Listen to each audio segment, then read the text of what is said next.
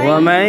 يطع الله والرسول فأولئك مع الذين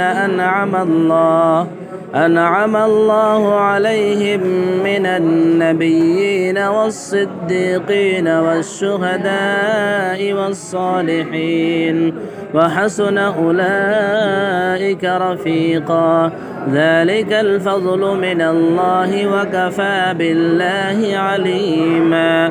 يا أيها الذين آمنوا خذوا حذركم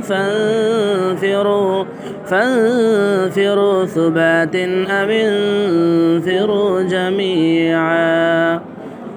وإن منكم لمن ليبطئن فإن أصابتكم